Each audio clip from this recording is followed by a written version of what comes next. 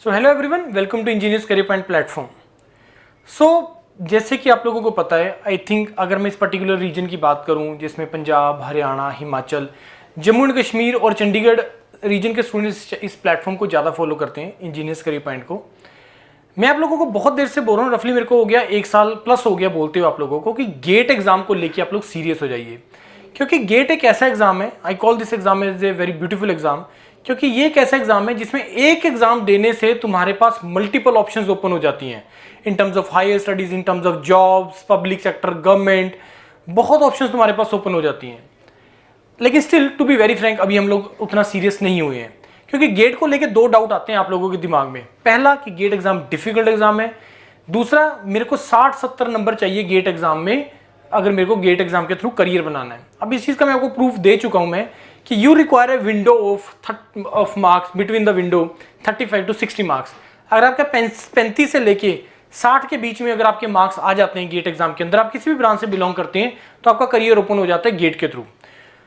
अब ऐसी ही बहुत सारी और अपॉर्चुनिटीज जैसे जैसे आती रहती हैं। पहले तो बच्चों को डाउट होता था कि सर 2024 में इलेक्शन है, मे बी उससे पहले इस कारण से उसमें ज़्यादा वैकेंसीज आ रही हैं, उसके साथ कोई रिलेशन नहीं है।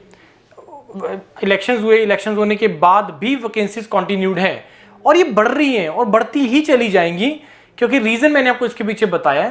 पॉपुलेशन ग्रो कर रही है, we are moving towards the quality life, we are moving towards the developing country.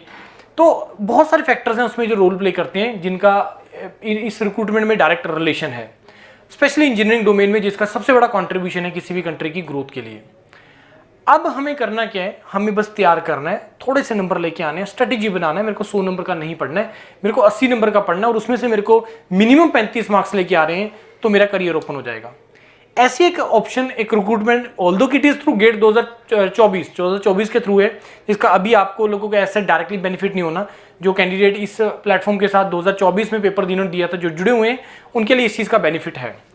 ये क्या रिक्रूटमेंट है, ये NLC इंडिया लिमिटेड का है, जिसमें ग्रेजुएट एग्जीक्यूटिव ट्रेनी के लिए थ्रू गेट 2024 का रिक्रूटमेंट है, जिसमें टोटल 167 वैकेंसीज है। No see the number of vacancies.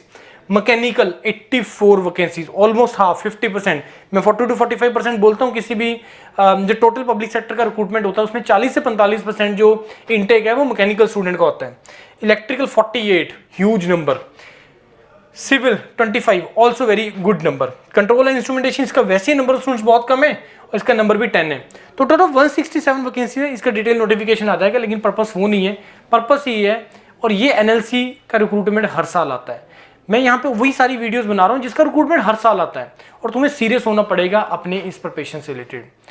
2025 target करो, 26 टारगेट करो, 27 टारगेट करो, सेकंड ईयर में हो, थर्ड ईयर में हो, फाइनल ईयर में हो, पास आउट हो, प्रिपरेशन अपना जो है स्टार्ट कर दीजिए। गेट को लेकर सीरियस हो जाइए, क्योंकि यही एक ऐसा एग्जाम है जिसके थ्रू करियर बनाना, बिलीव मी फ्रेंड्स, बहुत ही ज़्यादा आसान है इंजीनियरिंग के लिए। इतना किसी भी डोमेन में आज के टाइम पे करियर बनाना आसान नहीं है, क्योंकि कंपटीशन इज ड्रास्टिकली लो। आप लोग उस चीज़ का फायदा उठा लीजिए। Thank you and all the best to all of you.